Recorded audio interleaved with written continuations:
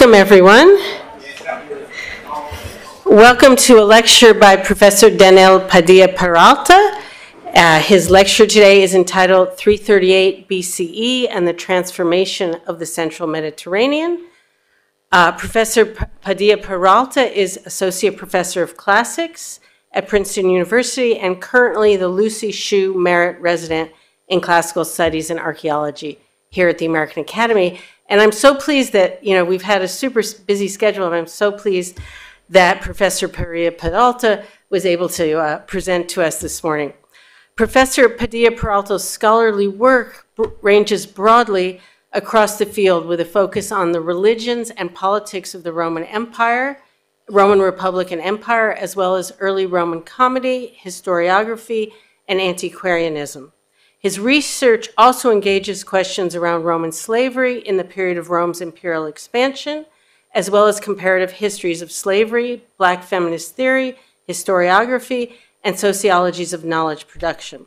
Professor Padilla Peralta also publishes in the field of classical reception in the United States and Latin America, and his multidisciplinary interests include comparative political theory, Black studies, critical race theory, and the history of citizenship. Professor Padilla Peralta is a leading figure in the movement to reconfigure, broaden, and adapt the field of classical studies to more diverse and innovative conceptualizations. Beyond academic and disciplinary engagement, Professor Padilla Peralta is a model of the academic activist. He has been deeply involved in the public sphere. He has taught for justice in the Justice in Education Initiative and the Freedom and Citizenship Program. He has written for The Guardian, Matter, Vox, The New York Times, Diaphanes, and Public Books. Professor Padilla Peralta's books include, from 2020, Divine Institutions, Religions and Community in the Middle Roman Republic, that came out from Princeton University Press. And in 2015, he published a highly regarded memoir, I believe excerpted in the New Yorker, certainly discussed in the New Yorker magazine, entitled Undocumented, A Dominican Boy's Odyssey from a Homeless Shelter to the Ivy League. That was from Penguin Books. He has also edited a couple of collections, including Rome, Empire of Plunder, The Dynamics of Cultural Appropriation from 2017, and coming out this year, Making the Middle Republic, New Approaches to Rome and Italy, 400 to 200 BCE. He has a number of fascinating works in progress, including one of which we're going to hear about today, but also including Classicism and Other Phobias, a manuscript emerging from the 2022 W.E.D. Du Bois Lecture, and A People's History of Rome, under contract with Princeton University Press. And then finally, I will mention a collaboration with one of our fellows from last year with Sasha May Eccleston, a collaboration on a manifesto on race and racism within the disciplinary identity of classics. With that, a thank you to Professor Padilla Peralta, and welcome to the podium.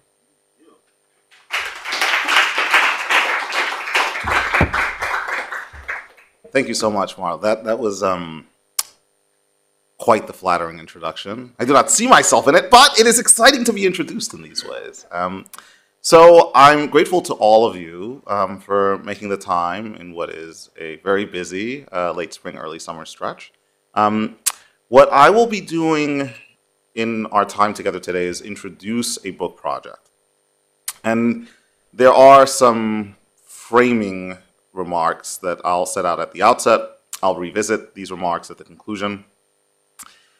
I'm convinced 338 BCE is one of the most important years, not just in Mediterranean history, but in fact global history. There, put all my cards on the table. And it is, in fact, the focus of this talk to sketch the various ways in which 338 BCE accrues significance. And the events of 338 BCE leave such a profound mark on Mediterranean and really ancient Western Afro-Eurasian dynamics for centuries afterwards. But, because I'm committed to being honest with you, there is a lot about 338 BC that we don't know. And among the many things we do not know are the identities, the specific identities of some of the architects of the policies that I will be describing in a few minutes. This creates several hurdles that need to be cleared.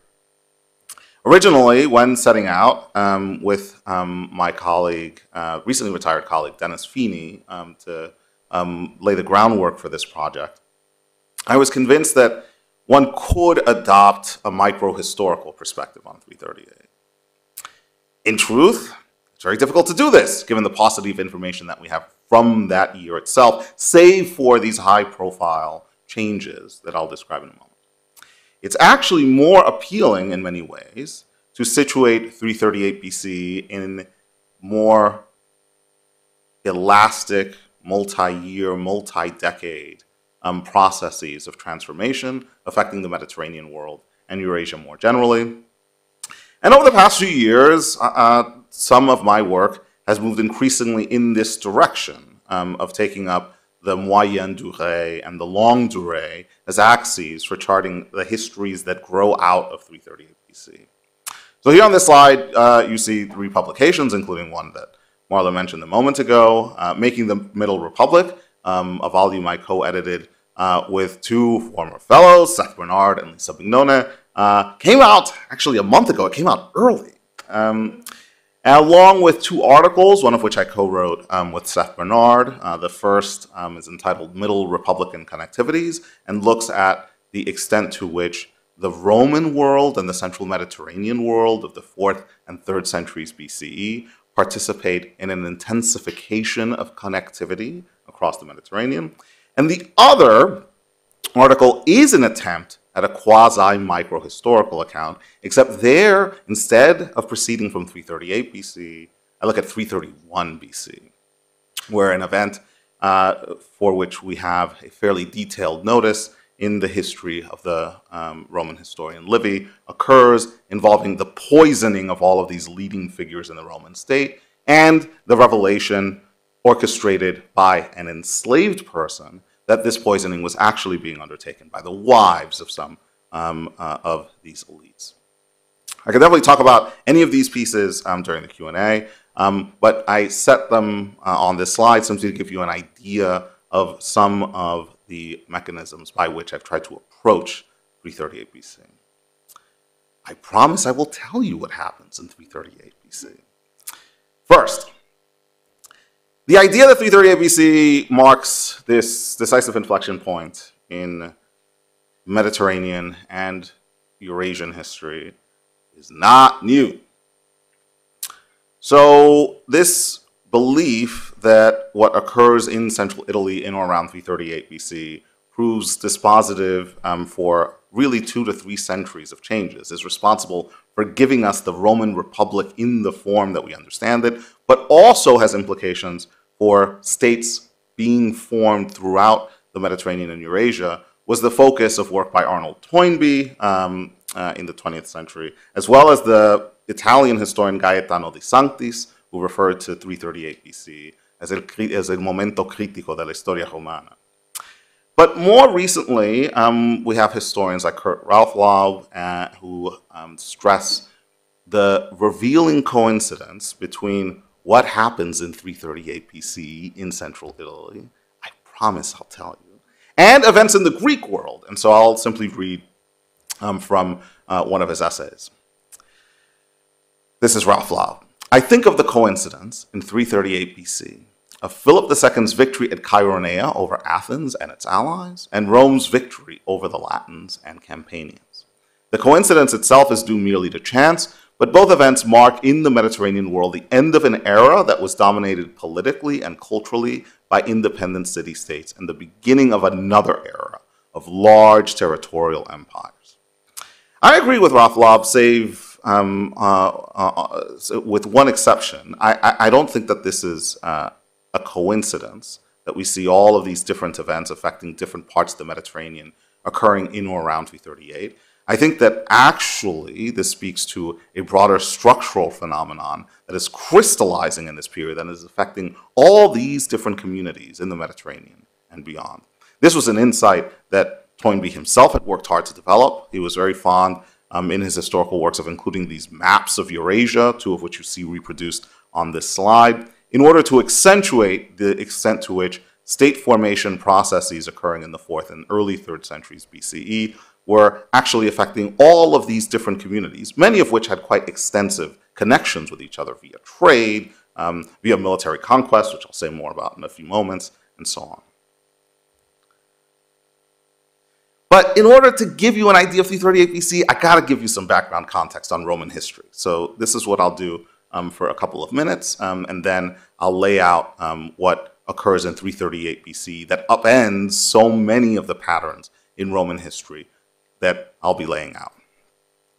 So by the end of the 6th century BC, Rome, the city-state in central Italy, is the largest of its peer city-states in central Italy.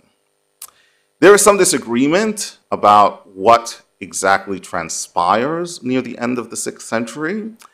Our literary sources from several centuries later tell us that there was a revolutionary episode. Prior to 509 BCE, Rome had been ruled by kings, and in 509 BC, they all got kicked out. That's the story. There are some issues with this narrative. It's not clear, for instance, whether the expulsion was a one-time thing or whether the kings or a king was able to come back a few years later. It's not at all clear what kinds of constitutional systems are put in place in the years after 509. The Romans themselves tell us that 509 marks the introduction of a republican system of government characterized by 2 consuls who are elected annually, but we have good reason to believe that this system involving 2 consuls is not actually put in place until somewhat later. In any event, though, the next few decades see Rome jostling for position with Etruscan city-states to the north, prominently Clusium, and other central Italian Latin-speaking city-states. In 496, or thereabouts, Rome scores a victory over city-states in central Italy and creates what is known as the Latin League. The underpinning of this league is a treaty, the Foedus Cassianum, that stipulates a set of mutually binding obligations between Rome and these other city-states. In the years after this, there are internal disturbances at Rome that persist for much of the 5th century BCE. Crucially for our purposes, there seems to be a division in the Roman population between a group that comes to be referred to as the patricians and another group that comes to be referred to as the plebeians. And even though our later sources are insistent that some of this distinction is due to a gap in wealth and access to political prerogatives separating these 2 groups, we again have reason to believe that this distinction is rather overplayed by the later literature, and that what we might be seeing during this period is the emergence of a state within a state being run partly or mainly by plebeians and their elected magistrates. What we can say with confidence is that the patricians managed to accumulate a host of priestly and ritual prerogatives, which are then steadily clawed back in the 4th and early 3rd centuries BCE. And finally, at the end of the 5th century, after about a century or so of stalemating in its military efforts facing outward, Rome in 396 BCE, campaigning against the Etruscan city-state of Veii, scores a decisive victory that leads to a pretty significant transformation in, among other things, the amount of land that the Roman city-state holds.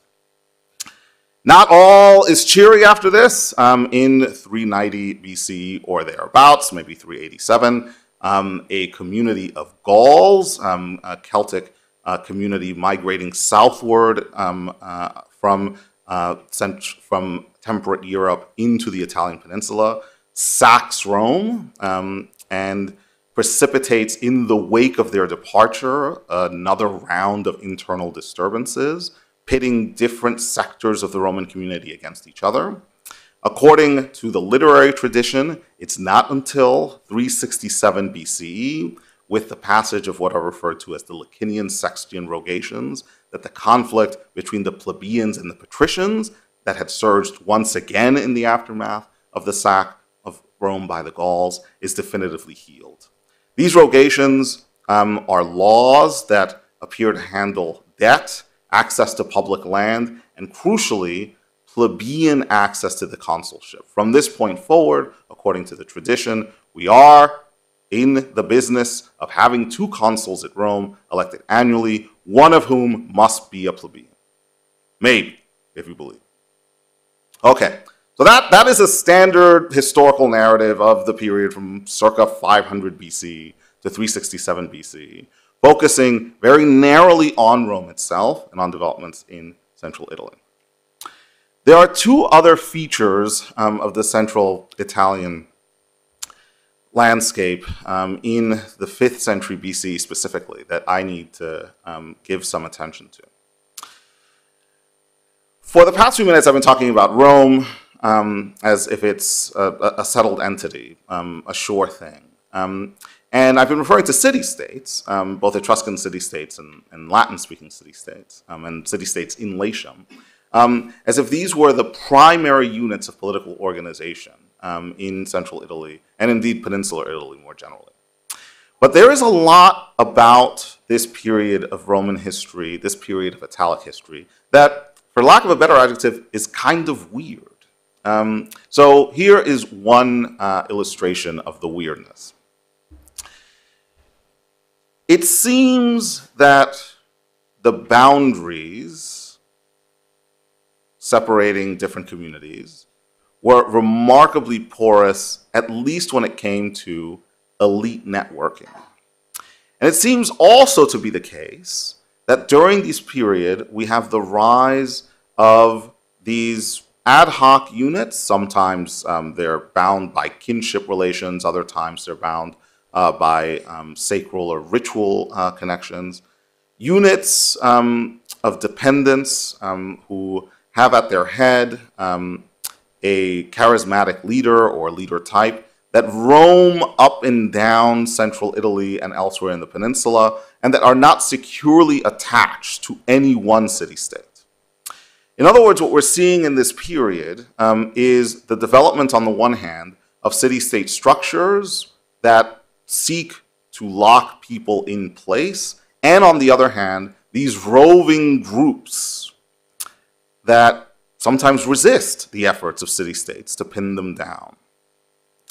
This has been the focus of a fair amount of recent scholarship, including Jeremy Armstrong's book, War and Society in Early Rome, From Warlords to Generals, who speaks of the phenomenon in this way, and I'll quote, "The social and political struggle which dominated the 6th and 5th centuries BC in Rome, which is commonly interpreted as a struggle between the plebeians and patricians, can be better described as an interaction between 2 distinct groups associated with Rome's settled urban population on the one hand, and the region's more mobile, gentilicial elite on the other."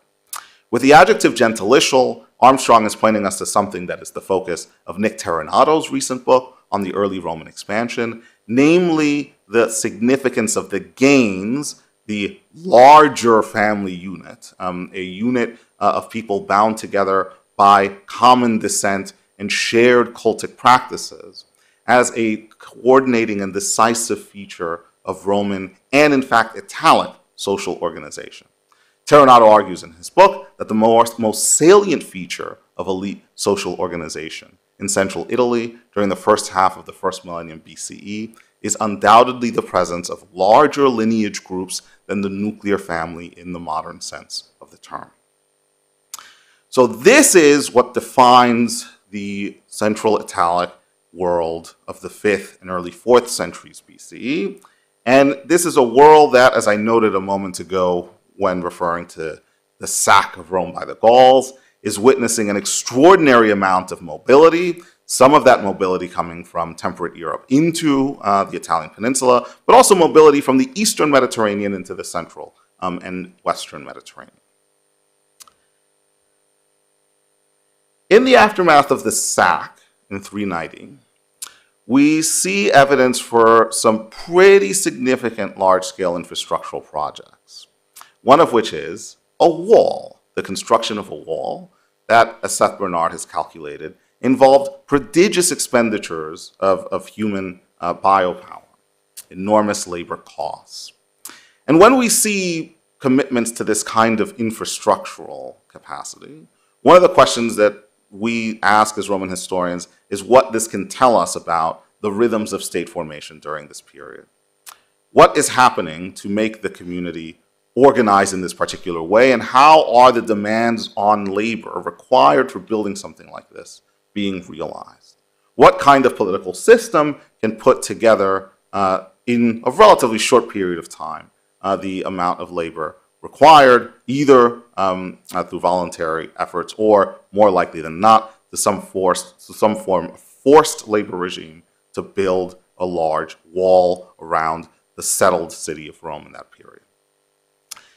To this question, there are also other supplemental questions that tend to be raised. So we know, for example, that in the period spanning from the middle of the 5th century to the early middle of the 4th century, there are some economic crises affecting the city of Rome. These are reported to us by the later literary tradition, and they seem in part to involve issues pertaining to agricultural productivity, but also the liquidity of assets available to farmers, the farmers responsible for supporting the population in Rome and Rome's population more generally.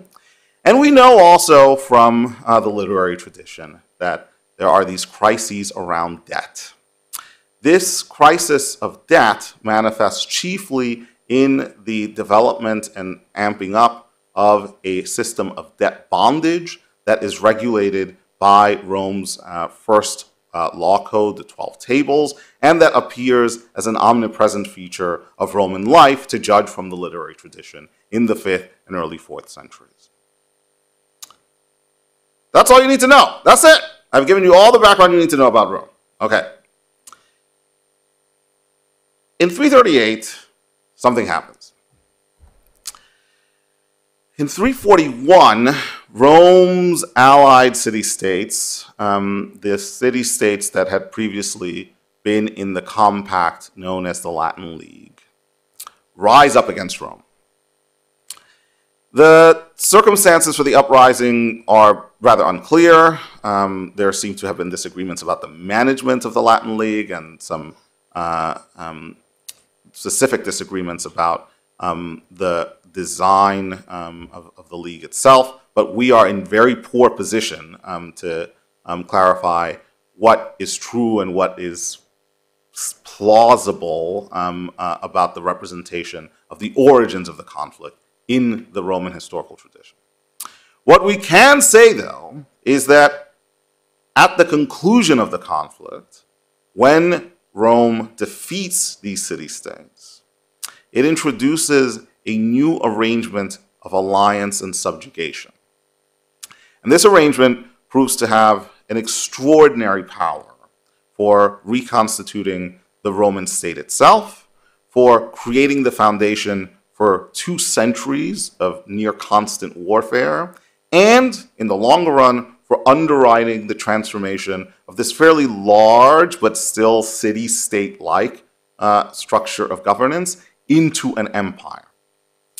So what is this settlement in 338? What occurs?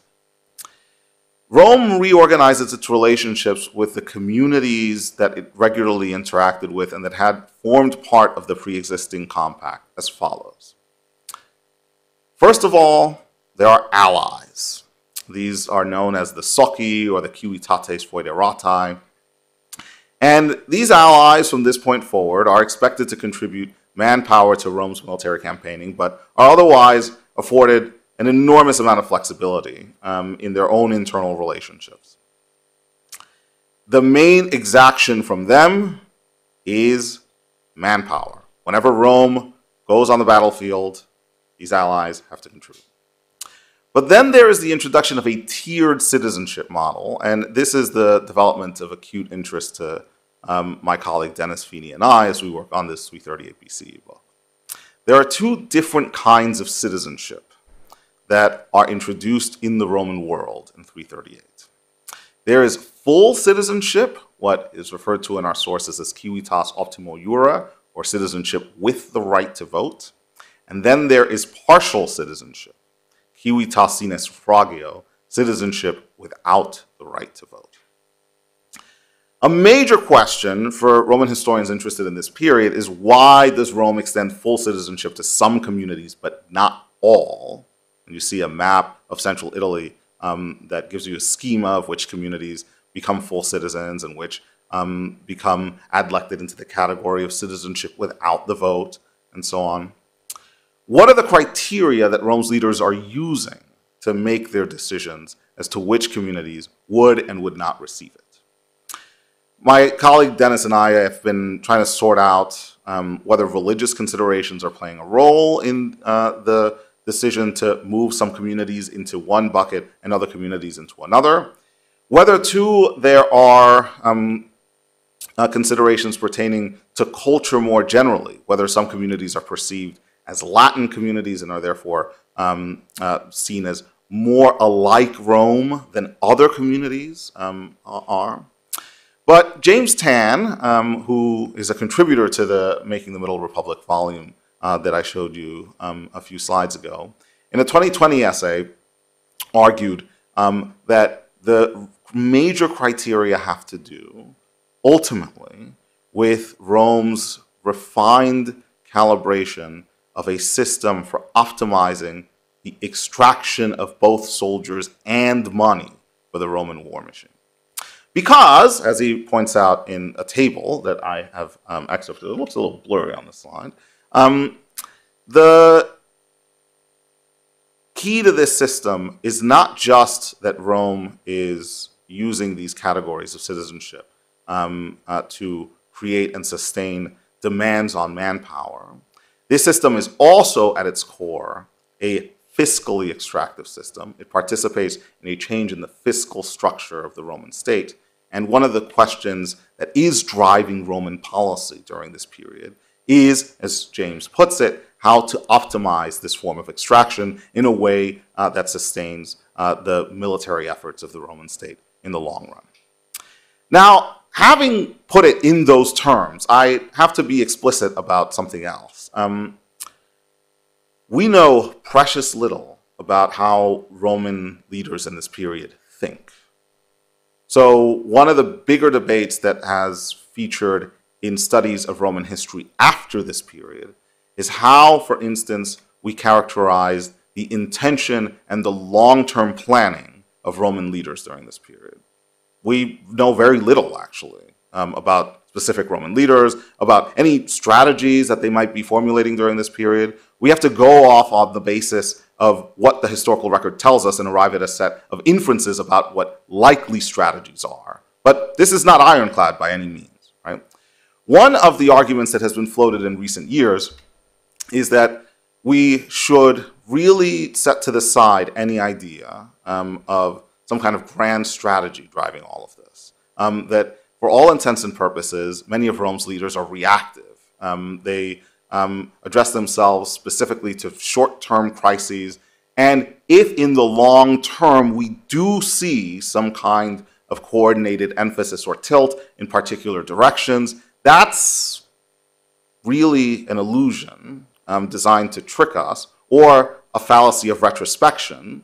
More than anything else, these leaders are committed simply to very short-term crises and to their resolution.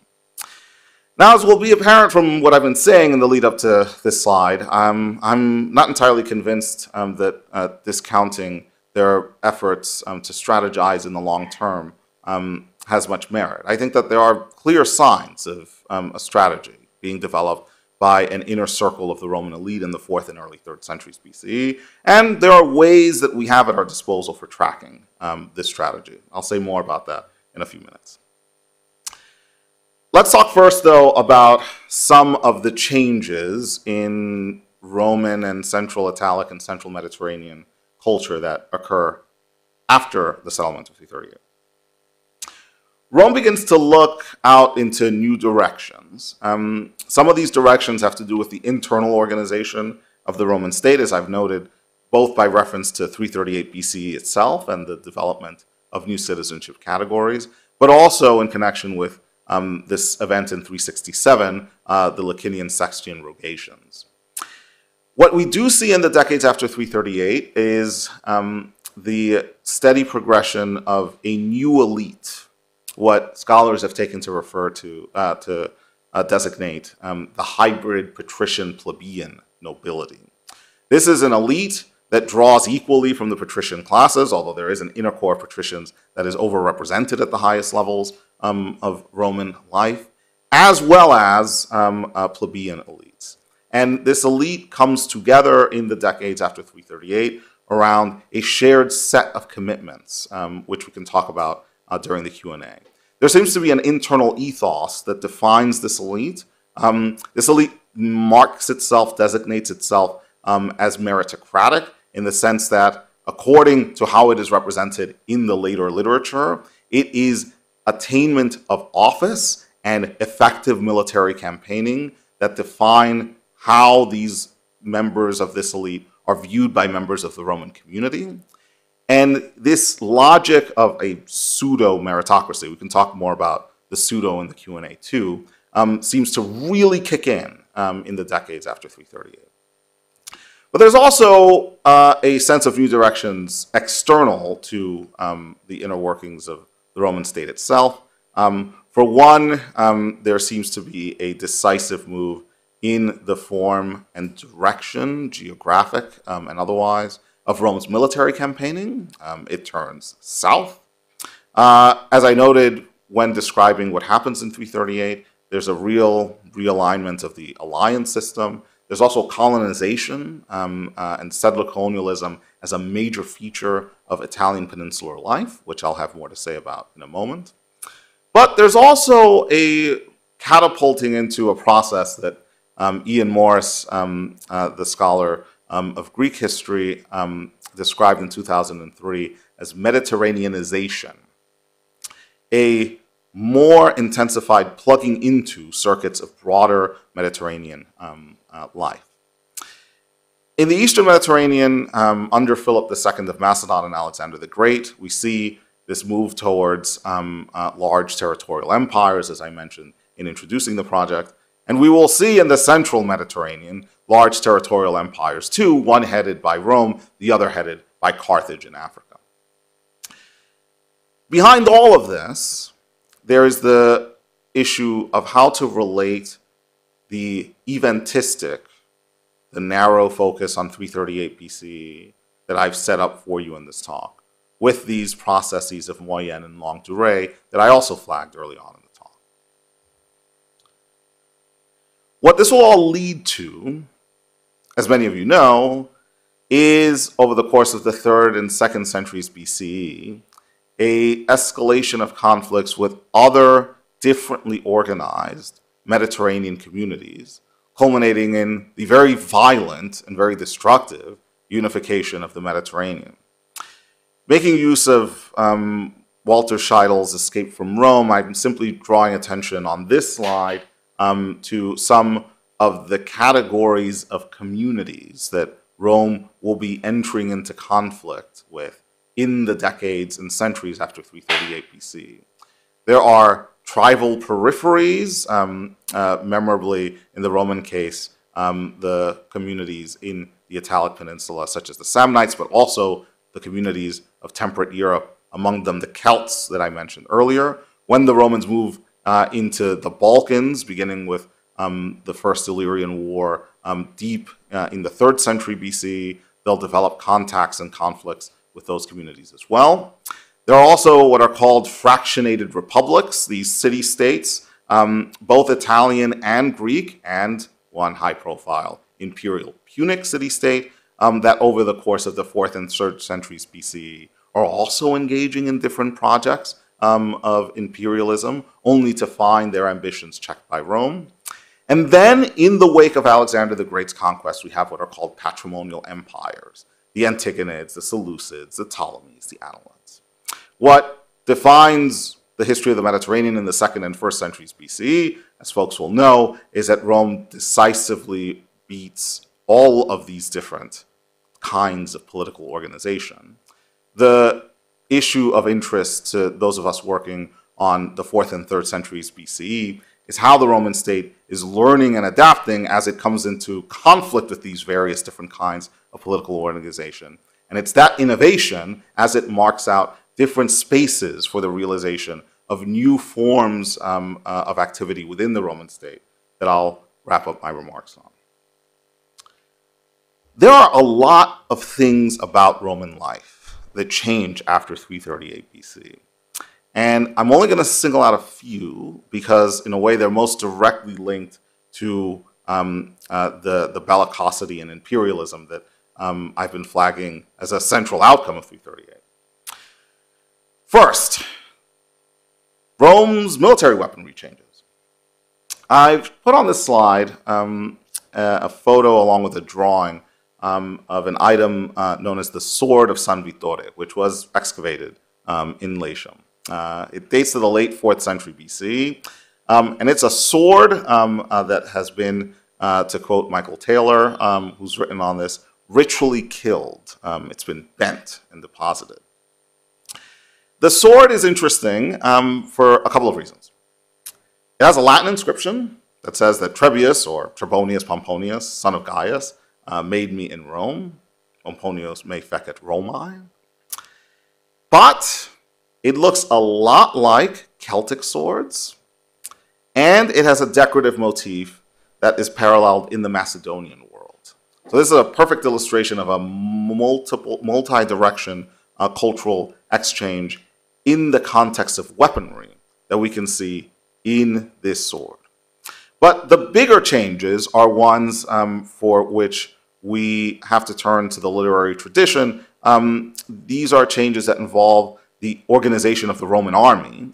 It is in this period that the Roman army moves in the direction of the so-called manipular legion, a form of military organization that seems adapted for this express purpose of fighting on uneven terrain. This is unlike the hoplite phalanx, which had characterized Roman and, in fact, Central Italic military campaigning, influenced as it was by Greek armament and forms of fighting in the preceding century and a half. The Romans, in conjunction with this change in the organization of their army, developed a new tool, a new toolkit, a new panoply of armament with sword, like the sword of San Vittore, javelin, shield, helmets, body armor, and so on. Romans see this military innovation as crucial to their success, but they also see it as a testament to the elasticity with which they approach borrowing and appropriation from other communities with which they're coming into contact. We have in a source that is of rather late vintage a recreation of a probably fictionalized interaction between a Roman leader, a Kaiso, probably from the elite family of the Gens Fabia, and a Carthaginian official right before the start of the First Punic War, so this would be in the 260s. And this exchange is preserved in a folio that was inserted in a 13th century manuscript that's now in the Vatican, and so it is referred to as the In Editum Vaticanum. The ultimate source for this exchange is a 1st century BCE historian, but this historian is looking back in time to the period when Rome innovates militarily and borrows all of these different items from different communities with which it is coming into collision. We, the Roman speaker in this source states, have thrived thus, and I'll tell you the most unambiguous things for you to take and announce to your city. We agree with our enemies to their terms, and we surpass in foreign customs those who have been practicing the same things for a long time. For the Etruscans had bronze shields and were in the phalanx when they fought us, and they didn't fight in maniples. And we, swapping our armor and taking up theirs, lined up in formation against them, and striving in that fashion were victorious over men who had long been accustomed to fighting in the phalanx. The Samnite rectangular shield was not customary among us, nor did we make use of javelins. We fought with round shields and spears. Nor were we strong at cavalry riding. All or nearly all of Roman military might was infantry in nature. But when facing off against the Samnites in war, we equipped ourselves with their shields and javelins and fought them on horseback. With the help of foreign weapons and customs, we enslaved those who were puffed up about themselves. Now, there's a whole lot of Roman chauvinism in this passage, a whole lot of like Romans trumpeting their exceptionalism in this passage. The reason I bring this passage to your attention is because if one wants to make an argument about the origins of a Roman attitude or disposition regarding their own willingness to appropriate and expropriate the technologies of peer communities down to weaponry, I think it's fair to locate that period where that disposition comes online in the late 4th century, in the decades after 338 BCE, as Rome relies on this newly overhauled constitutional, military, and fiscal system to engage in this kind of multi-front campaigning against different enemies. But there's another side to this, and it's one that I think has equal significance for understanding the rhythms of Roman life after 338. The city itself, the inner core of public space in the city, undergoes really significant changes in the decades after 338 BC, beginning with monuments that are set up immediately after the conclusion of hostilities in 338 BC itself. I'll spare you the details of the different changes that are occurring in the Roman Forum, and specifically the Curia and the Comitium, other than to emphasize simply that these changes create what a historian of Hellenistic and Roman imperial history has termed the grammar of honors. The center of the city becomes awash with these honorific monuments, commemorating both Romans from the distant or near past who have draped in this kind of mythologizing aura, and also Romans from more recent generations who are held up as exemplifying the virtues that this hybrid patrician plebeian elite, an elite oriented towards warfare, sees it central to its self-definition. One of the monuments of interest to me is a monument that goes up not long after 338 BCE, honoring the two consuls for 338 BCE, Gaius Maenius and Lucius Furius Camillus. These are two folks who are understood already in the decades after 338 BCE as deserving of unique honors in the center of the city. These monuments serve not just to commemorate, but also, as we know from a 2nd century BC historian who was very interested in Roman honorific culture, to inspire, to galvanize and energize generations of Romans who to pride or to invest their own self-definition in the campaigning and the rhythms of military bellicosity that define Roman life in this period. But there's more. In the decades after 338 BC, Rome really ramps up its infrastructure, not just in the center of the city, but also in the form of roads and aqueducts. These are defining features of the infrastructural reforms of the 310s BC. These have been the focus of extensive discussions in recent writing. What I am doing in focusing on these here is simply stressing the extent to which the infrastructural overhaul of the Roman state, occurring as it does in the period after 338 BCE, proves, like some of the other changes I flagged, to be definitive for how the Roman state and members of the Roman state understand themselves, their responsibilities, their place in central Italy and beyond. And we can turn to other aspects of these changes in the Q&A as well. But now I come to the biggest change. It is, for my money, the major development after 338 BCE, because it has effects on the demography of the Italian peninsula. It has effects on the life cycles of other communities in the Italian peninsula. And crucially, it also erects an epistemic firewall, because the process that I'm about to walk you through is so enormously impactful on the ways available to different communities in the Italian peninsula for recalling and accessing their cultural knowledges, that, in my view, this is the process that is ultimately implicated in what, writing about the Roman imperial expansion, I have termed Roman epistemicide, taking a concept from post-colonial theory. This process is large-scale settler colonialism. So In the decades after 338 BC, beginning with several colonial foundations that are sent out from Rome in the decade after 338, Rome and its peer Latin communities send out tens of thousands of settlers across the Italian peninsula.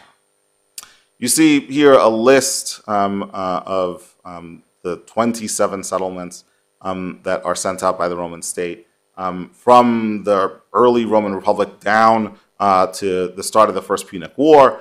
The majority of these, 20 of the 27, are settlements that go out in the period from 338 BC to 264. In conjunction with these settlements, Rome creates these new tribes. These are voting units to which every member of the Roman citizen community is assigned, and they are also proxies for the expansion of the Roman population. In connection with its conquest and its dispatch of these colonies, the amount of land that is held directly by the Roman state in central Italy multiplies by a factor of at least 5. And concurrently with this, the population of the Roman state undergoes a pretty significant increase, seeing as that state is no longer concentrated primarily in the city of Rome itself and its immediate surroundings. We're talking about a population increase from, say, 340,000 or so to 900,000 or so in the years leading up to the First Punic War in the middle of the 3rd century. This is, in my view, what makes 338 so definitive and so central to our understanding of Roman culture. It is that 338 BCE creates the conditions for a sizable, multi-decade, and transformative investment in settler colonialism. This settler colonialism is not good for the communities in central and south central Italy that are faced with these colonists who suddenly arrive, sent by the Roman state, and in many cases, armed to the teeth. Whether there is a strategy underpinning the foundation of these colonies is, like any of the other aspects of Roman transformation in this period, the subject of much debate. We have a later source, the Roman politician and orator Cicero, who in the 1st century BCE gives us an account of the logic of founding colonies. And he writes, "Is every place of such a kind that it does not matter to Rome whether a colony is founded there or not? Or are there some places which demand a colony, some which clearly do not? In this affair, as in other matters of our state, it is worth remembering the care of our ancestors who located colonies in such suitable places to ward off danger that they seemed not just towns in Italy, but fortresses of an empire, pugnacula imperii." This, then, is the logic of this investment. There are other significant changes, too, that also interlink with the advent of large-scale settler colonialism. Rome begins to experiment with coinage in the final decade of the 4th century BCE. There also seems to be a pretty significant shift in the form of enslavement and slaving that the Roman state is devoting time and assets to around the same period. I'll be happy to summarize those in the Q&A. Oh, see, I didn't even jump to that slide. Look at that. But let me just summarize now and then turn to one final issue. So 338 BC unlocks changes along 4 different vectors. There's, first of all, the political, military, and fiscal reorganization that clusters around citizenship and its redefinition. There is, second of all, the recalibration of public space. There is colonization and as a strategy and the numbers that are involved.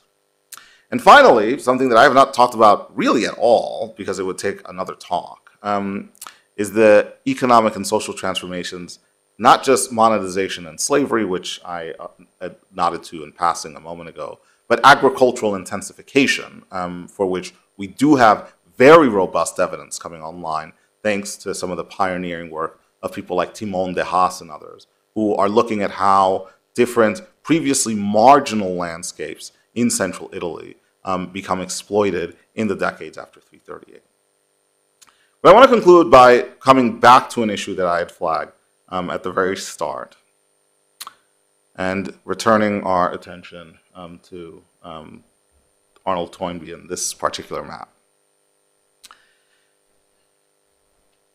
Much of what I've described is a story about Rome and about central Italy. And yet I have repeatedly gestured, with reference to Toynbee and others, with reference to Ralph Lobb talking about the Greek world, to other sites of ancient Eurasia that are witnessing broadly analogous transformations. To give one concrete illustration of this, here I am telling you that the Romans introduced this tiered citizenship scheme, and isn't this so foundational to the logic of their empire and so on. There are different communities in the Mediterranean that are also experimenting with different citizenship schemes in exactly the same period. In Sicily, we are seeing the experiments of Timoleon of Corinth. Some decades later, we'll see Agathocles in Sicily developing and attempting to apply a modified system of tiered citizenship. In the Greek world, with the advent of these federal systems, these koina, these leagues, we have experiments in citizenship unfolding as well. And even for Carthage, about which we can say less regarding their internal political operations, we clearly seem to have different categories of status in the community. So the Roman story is not a unique one, and the outstanding question for me and for my colleague is to figure out how to tell the story of 338's constitutional and civic innovations in dialogue with these other contemporaneous developments. But there's more. Maybe all of this state-specific, endogenous processes of transformation business, maybe this is really just sort of incidental to even bigger drivers of change. Maybe these are, maybe really everything I've been talking about really is foam on the Brodelian sea. And so to conclude, I'll simply draw your attention to something that has been very much on the radar of historians working on this period.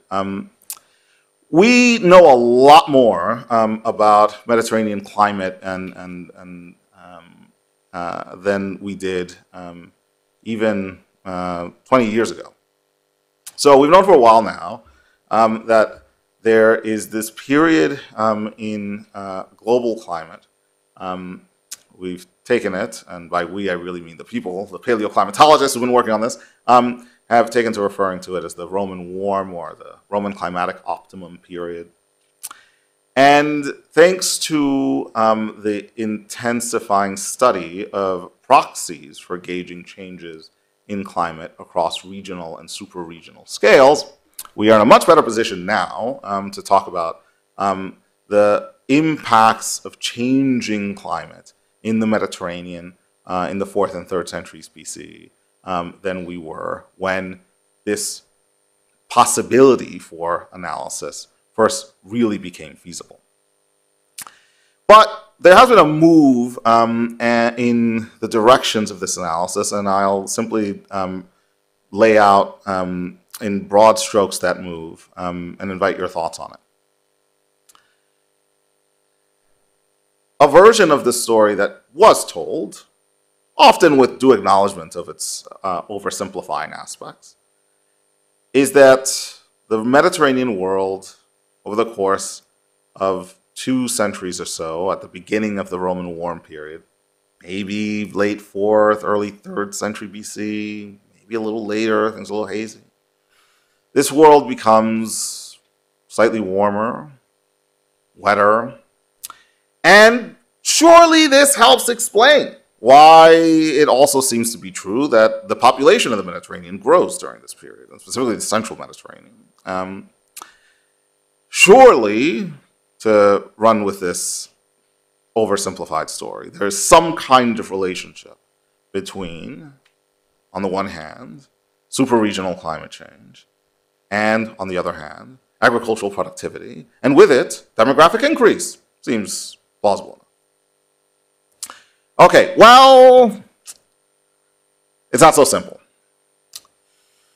So in a 20-person co-authored paper that will appear this summer, a whole group of us have taken a look at every conceivable proxy for climate change in this window of the early Roman expansion.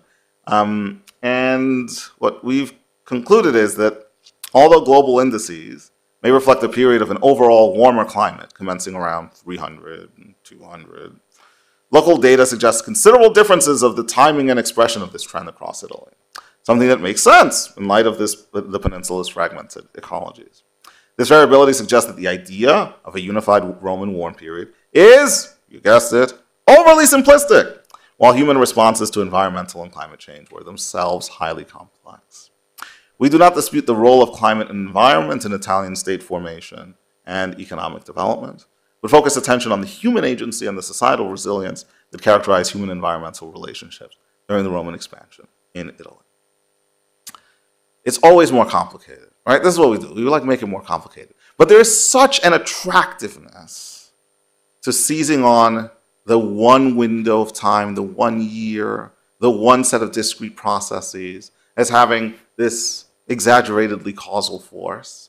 And it's because I'm still in the charismatic grip of an argument about 338 BCE specifically that I end with an invitation to think along more exogenous and more longue durée lines.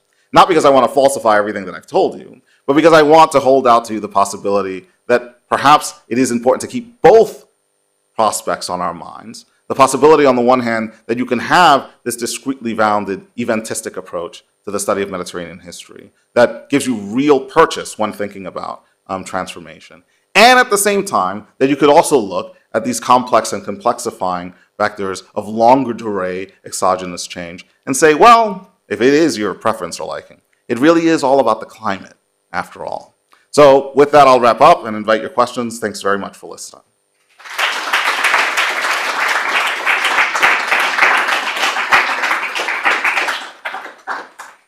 And apologies for not progressing my own slides well. And now you can look at all the colonies. I can take a question. You gotta wants to duel it out. Yeah.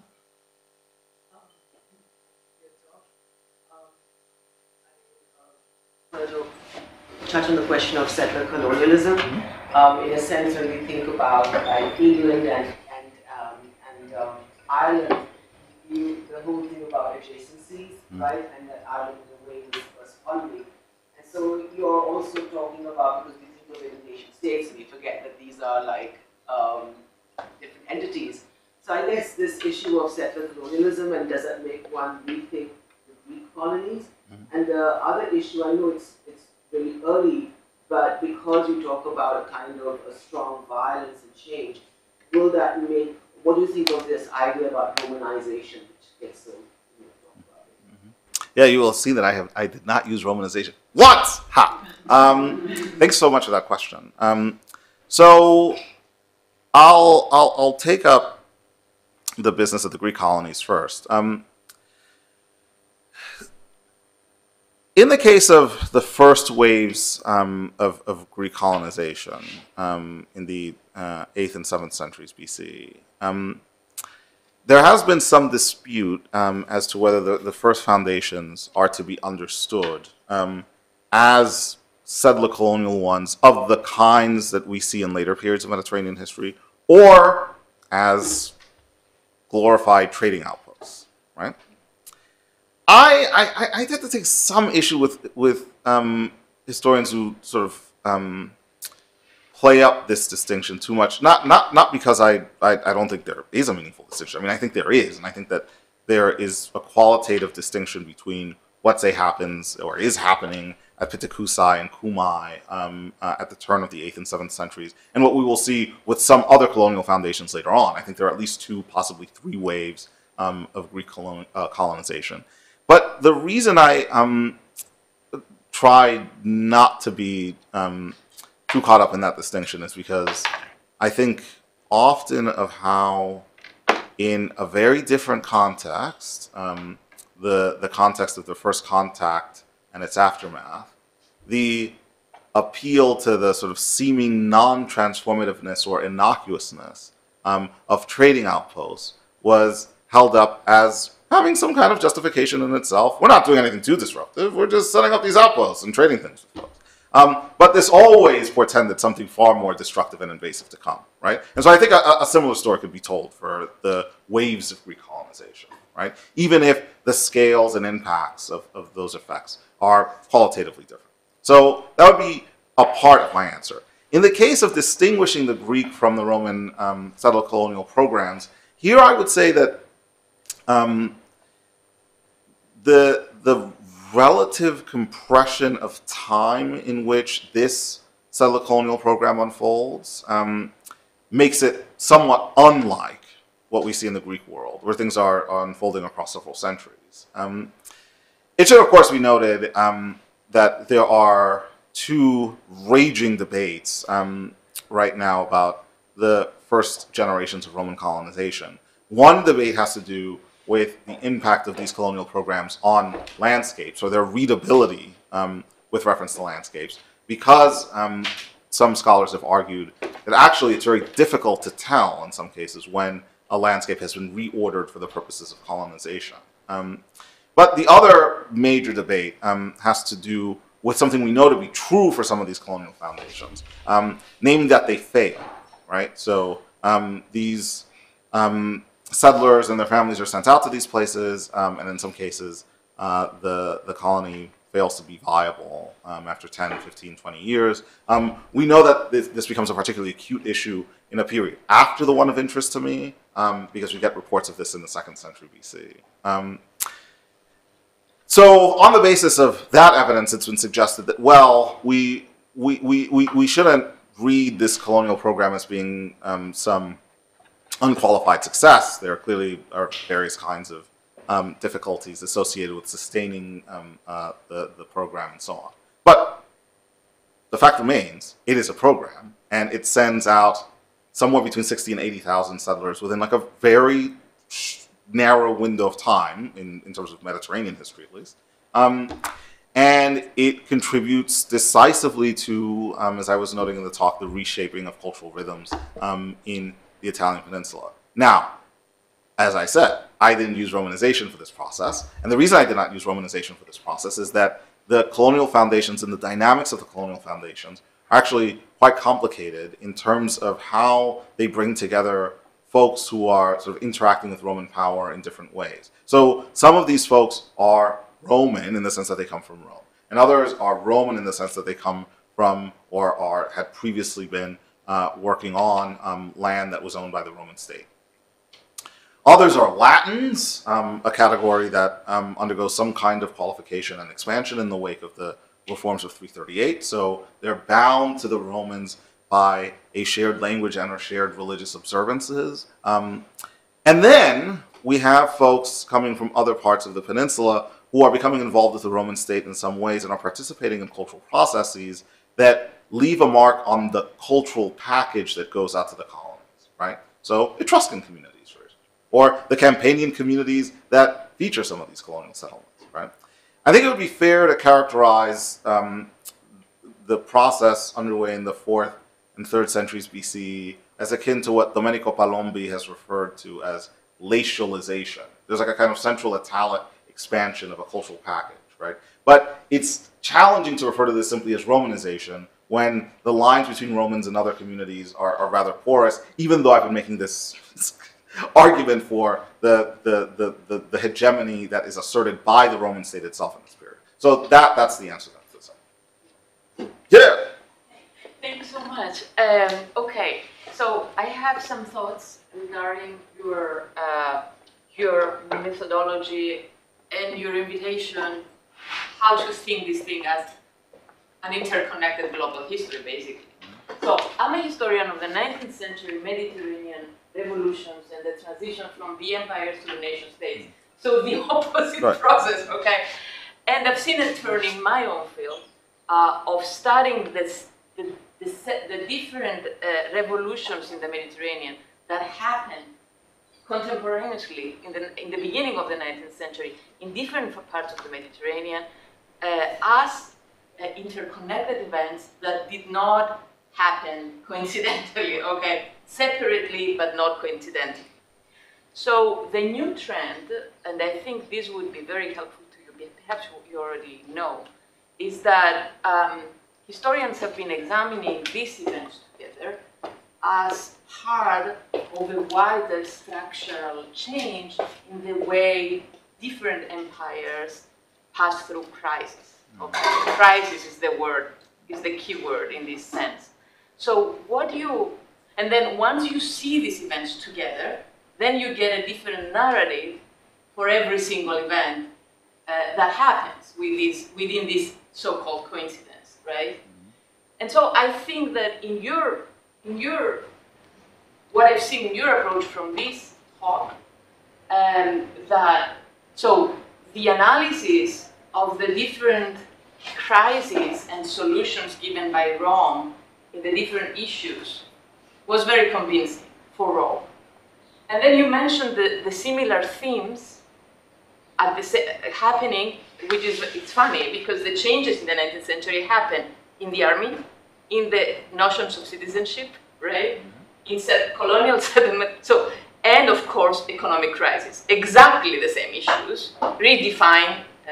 So I think that instead of just a very local, specific history, what you showed us around central Italy, and then the very big picture of the climate change, right? Perhaps a parallel kind of history of what you did for Rome for the other cases would actually showcase this middle crisis, middle structural changes in the other contexts that will help you tell a more Mediterranean and kind of global history of what you were telling us about Rome, you know. So you kind of go from the very specific to the very general, which is the climatic, which is not simplistic, it's very important. But I'm saying that there is more in between, I think, that could be helpful in that sense. We can talk later. Yeah, let's talk about that. Yeah, that was really helpful. So I'll bring out one playing card, and you can tell me what to think about it. So, making use of this map and other maps, I've gestured to like the Eurasian sweep of these developments, even though, as you pointed out, I've sort of mainly kept my sights trained on events in Italy, in central Italy. So, let's take what is happening on the eastern end of Eurasia as our focus for a moment. Some of you may know that 338 BC is actually kind of a big year in the progression of warring states, China. So what is happening in 338? 338 marks, before we see the culmination of the process that gives us the first emperor in the 3rd century, and the establishment first of Qin and then Han. 338 is a crucial year because it features in Qin the reforms of Shangyang, who undertakes interventions that are explicitly geared around military reform and fiscal reform in this period, right? In many respects, as other historians have pointed out, the situation in warring states is like actually quite directly comparable to what's happening in Western Afro-Eurasia, right? You have relatively small to medium-sized city-states that each have roughly similar competencies, right? They're all organized along broadly similar lines, and they engage in intensifying forms of conflict. And now this gets to the first part of your question, and to what I think is an answer if one wants to think about responses to crisis, right? So in this world, in what folks have characterized as the sort of anarchic system of city-states competing against each other, there emerges one solution in the 4th and 3rd centuries BC. And the solution is to scale up. All right? If you don't scale up, you get swallowed up by someone else. And while being defeated in this context is not always destructive to the point of cultural disappearance, it can be, and communities are aware of this. So in this environment, different city-state or city-state style units make moves towards scaling up, and this kind of scaling up can take several forms. You expand the number of people who are eligible to become citizens or who count as citizens for the express purpose of increasing the military manpower at your disposal, or for increasing your asset base, or both, right? You design or sort of coordinate new structures of infrastructural management. So this can take various forms, and we talked about like the development of road networks in the Roman world very briefly. Suffice it to say that like there are efforts at infrastructural capacity building on the other side of Eurasia too that proceed along very similar lines, actually. You develop new techniques for training people. I haven't held out or even really mentioned at all the extent to which the 4th century BCE is a period of like intellectual fervent. And it is an enormously transformative period in the intellectual history of the Mediterranean, and not only because of Alexander's former teacher Aristotle, right? This seems to mark an era in which there is, on the one hand, an investment made by some of these city-states in cultivating, bringing together intellectuals of various kinds, and on the other hand, the emergence of this roaming class of experts who are willing to volunteer their expertise, sometimes for quite hefty amounts of money. This we can see more in the 3rd century, in the Mediterranean case, because in the 3rd century we see that some city-states and some emergent territorial empires, when faced with crises, I'll single out Carthage as one example, say, ooh, we need someone who can like teach us the details of like how to fight on land. Right? And so like Carthage does is they get this expert who like trains their armies and they start beating Romans on land.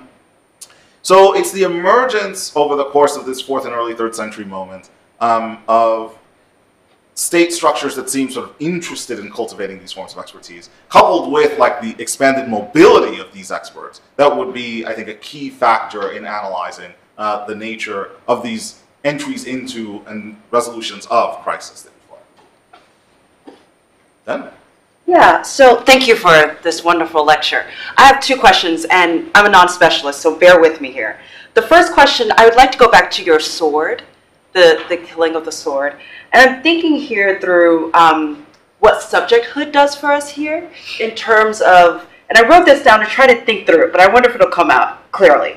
That in terms of this melding of cultures here, that the sword has a subjecthood almost makes it generative. Like 2 cultures come together and then we make one thing. And I don't know if that has any relevance to what you're doing here, and I don't know if that makes sense to you in the sense of that it's particularly in this I have been made, the subjecthood of the sword that allows us to do that, and what inflection point that has. My second question for you is looking globally back out, right? So if we're thinking about tracking this through terms of climate, what changes? What do we track differently? And what are those outcomes?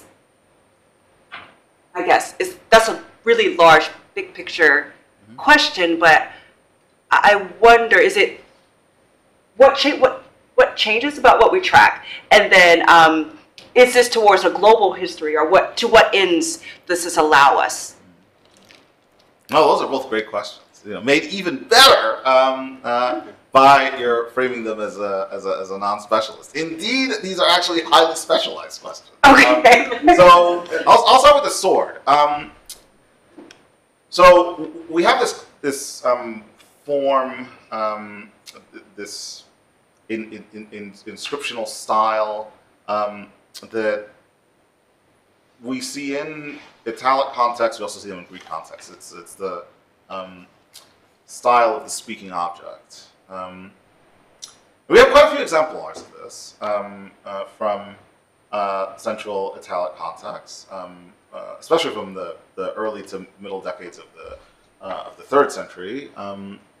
So, for example, we have these objects, some of which are in display at the Capitoline Museum right now, that feature inscriptions that say, "I am of someone. Don't touch me! Don't touch me. Don't take me," right? So part of the issue in play with this analyzing the sword of San Vittore and really a whole class of artifacts that are marked epigraphically in this way is that there does seem to be a pretty significant progression is not a great noun for this, but like a more developed and increasingly pronounced insistence on the subjecthood of objects, and this seems amenable to new materialist modes of analysis. I think what is important to note here is that it is conceivable, if one were to follow the lead of John North Hopkins, to write a history of the 5th and 4th centuries BC that would be much more rigorously attuned to the entangled subjectivities of objects than the kind of history that I've done today, right? So what John, who will be speaking at the Notre Dame Gateway on Monday, has done is, especially in this Journal of Roman Archaeology piece that came out earlier this year, suggests that are like very statist emphases, especially when talking about the 5th century BC, but also when talking about the 4th century BC, preclude our grasping at a more affective and indeed at a more subject-oriented level, the extent to which the various kinds of technologies and media becoming available and palpable for Italic communities in the 5th and 4th centuries actually developed forms of communication independently of, say, like the programs of the Roman state, right? I am quite sympathetic to this argument, and I think that, you know, it's in connection with like a separate project that's been on my mind for a while that is threatening to fragment into a million pieces. It is, I think, crucial to do work on the subjecthood of these items that addresses itself to the semiotics of Roman culture in like the 4th and 3rd centuries BC, right? Like clearly these objects enter into different kinds of relation. And in teasing out the sort of imminent cultural specificities of this sword in particular, I drew attention to the sort of intercultural dimensions of this. But it's all too easy to make the move to saying that, well, because we have this sword, we have to think primarily of the humans who are responsible for this form of knowledge exchange and for the forms of cultural welding that come together at the sight of the sword. What one can do, following the lead of John North Hopkins and others, is to pay more meticulous attention to these items themselves and separate, or at least relegate to secondary rank, the status of the human agents who operate them. I mean, I'll note sort of briefly here that there has been like a very, there was like a sort of enhanced take-up of Latour in discussions of materialism and archaeological contexts that are not Middle Republican in nature, and then like Latour was sort of shelved because people were like, there are other ways of thinking about these kinds of relations. But let me give myself time to take up your second question, and I see that it's also almost time for lunch. So I guess here the one point I'll make, and then we should definitely talk this through more, is that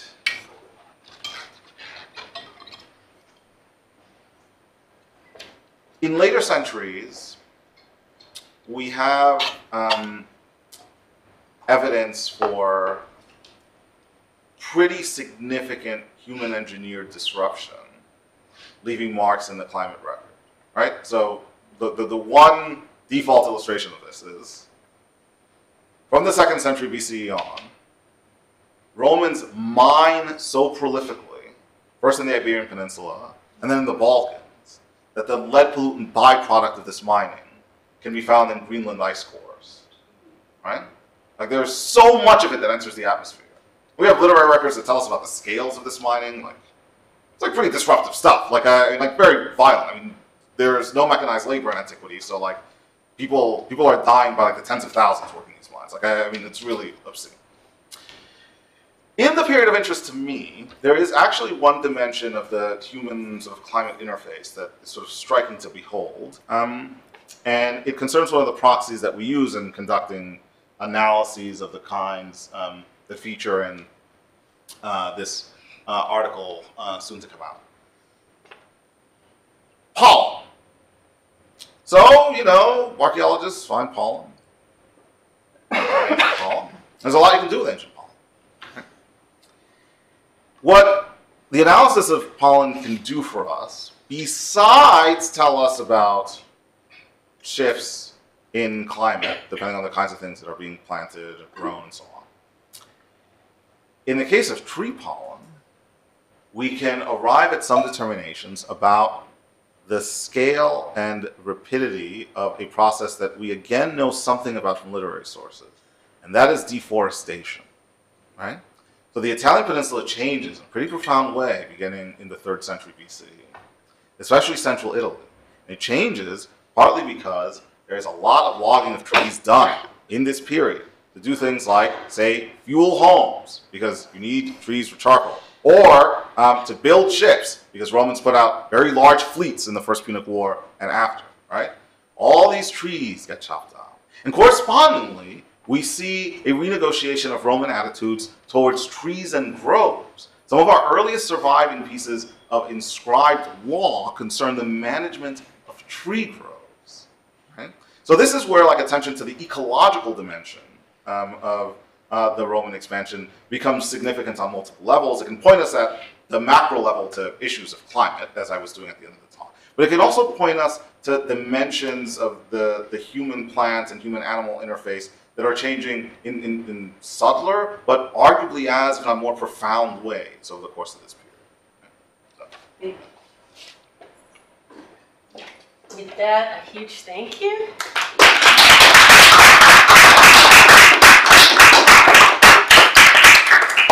For a fascinating lecture, and I think actually the model of an academic lecture, bring in non-specialists. Really fantastic. Thank you. And as Dan-el said, let's continue the conversation over lunch.